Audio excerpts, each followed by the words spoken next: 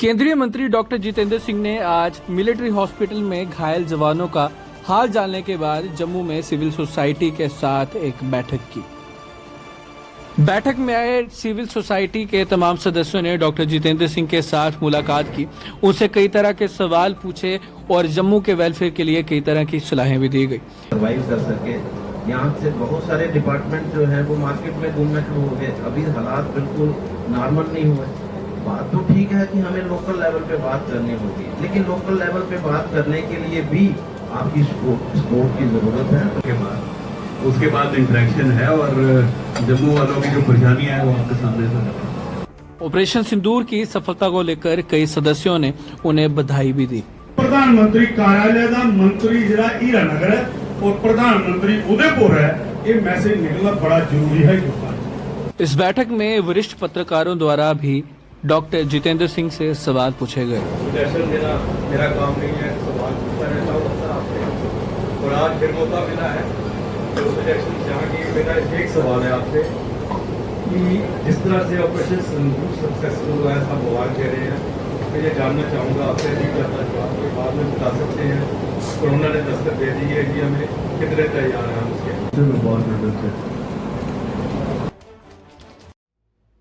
बाद में केंद्रीय मंत्री ने उनके सवालों को संज्ञान में लाया, सवालों के जवाब दिए और उनके द्वारा दी गई सलाहों को भी अपनी सूची में लिखा। इसके बाद डॉक्टर जितेंद्र सिंह ने मीडिया के साथ इंटरेक्शन की और ये कहा। बड़ा सुखद समाचार है, धन्यवाद करना है प्रधानमंत्री मोदी जी का, जिस दूरअंदेशी के साथ पिछले 10-11 वर्षों से एक योजनाबद्ध तरीके के साथ भारत एक विकास यात्रा पर निकला है, ये उसी का परिणाम है। हम आज याद कीजिएगा, हम फ्रेजाइल 5 कहा जाता था हमें, और दुनिया भर में इस बात को लेकर के व्यंग किया जाता था कि इंडिया इज अमंग फ्रेजाइल 5। देखते ही देखते हम टॉप 5 में आए, अब 4 में, और धीरे धीरे उस अव्वल दर्जे में जिसका नाम 2047 का भारत होगा, जिसे हम विकसित भारत भी कहते हैं। जैसे मोदी जी ने कहा कि हर नागरिक का ये दायित्व बनता है कि अपनी यथाशक्ति यथाक्षमता उसके निर्माण में अपना योगदान दे। और साथ ही साथ मुझे लगता है कि एक बहुत बड़ी इस उपलब्धि के पीछे का राज और कारण ये रहा कि पहली बार मोदी जी ने देश को जागरूक कराया टेक्नोलॉजी के महत्व को लेकर, कि आज के बाद विश्व में जितना भी विकास होगा, जितना भी तरक्की होगी, वो टेक्नोलॉजी ड्रिवन होगी। और अगर हमें अपनी भौगोलिक भूमिका बनानी है, ग्लोबल प्लेयर बनना है, तो ये हमारे लिए लाजिम है, अनिवार्य है कि हम ग्लोबल बेंचमार्क्स पर पूरे उतरे, ग्लोबल पैरामीटर्स पर पूरे उतरे, और हमारी स्ट्रेटेजीज भी पूरी। और उसी को लेकर के बहुत ही क्रांतिकारी निर्णय लिए गए। जैसे उदाहरण के तौर पर अंतरिक्ष को प्राइवेट सेक्टर के लिए खोल दिया गया। कभी आपने सोचा था कि न्यूक्लियर सेक्टर को भी प्राइवेट पार्टिसिपेशन के लिए खोला जाएगा? इस साल के बजट में वो निर्णय भी संभव हुआ, और वो तभी होता है जबकि ऊपर जो हमारे नीति निर्धारक है, जो हमारा राजनीतिक नेतृत्व है, उसकी इच्छा शक्ति हो। तो मोदी जी ने विश्व की इस समय के वातावरण को देखते हुए भारत की भूमिका को बढ़ाने के लिए जो जो अनिवार्य थे निर्णय वो लिए।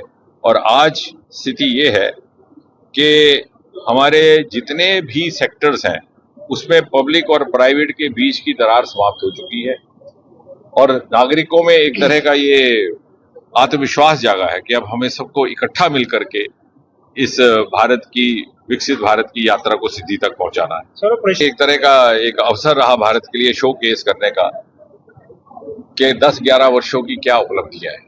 और वो सैनिक या दूसरी सोच रखने वाले लोग जो कभी कभी ये पूछने का दुस्साहस करते थे कि साहब क्या हुआ है, उन्होंने भी देखा मेरे अपने क्षेत्र में लगभग 2500 फैमिली बंकर्स बनाए गए गत 7-8 वर्षों में।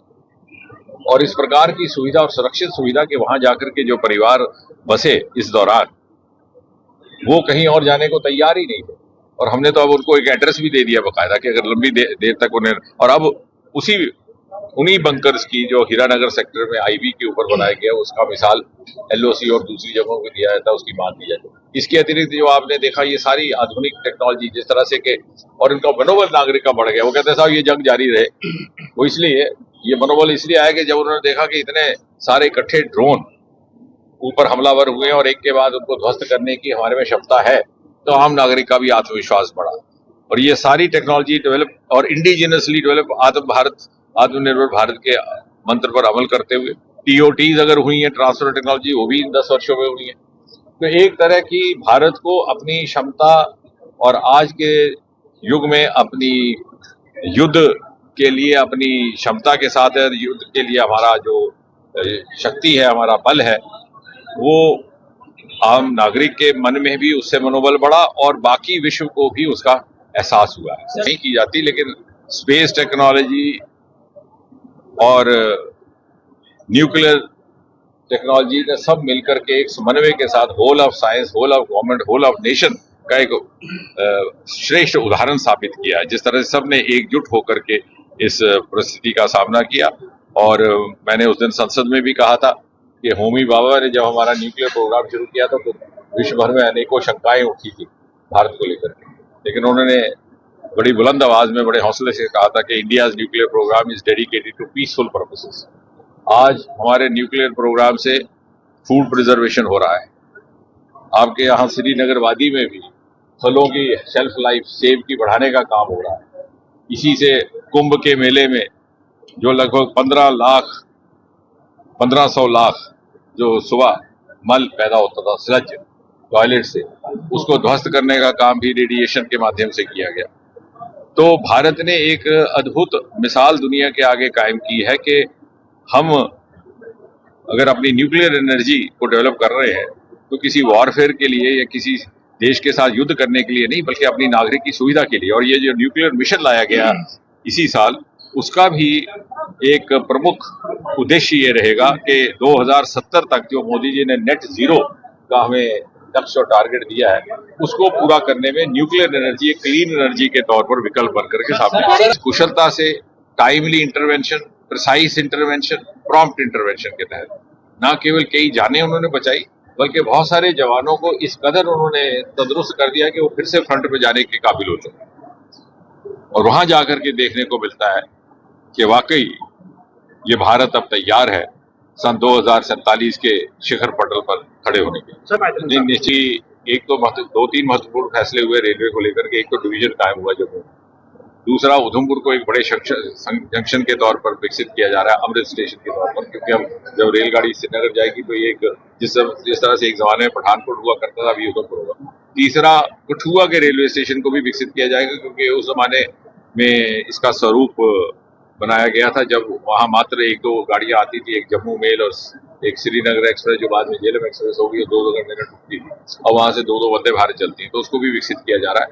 और साथ ही साथ ये जो वंदे भारत अब शुरू होगी कटरा से, वो वाकई बाद में दिल्ली जम्मू से होने वाली है, क्योंकि अभी जम्मू के स्टेशन की भी एक्सपेंशन हो रही है, इसलिए फिलहाल उसका जो लोकार्पण होगा वो कटरा से होगा। और इससे पहले सैनिकों की भी एक ट्रेन वहां होती है, दुनिया का सबसे ऊंचा पुल, वो भी उसी जगह, उस पर भी श्रेय मोदी जी को जाता है कि सन 2014 के लगभग वहां काम काज लगभग रुक चुका था।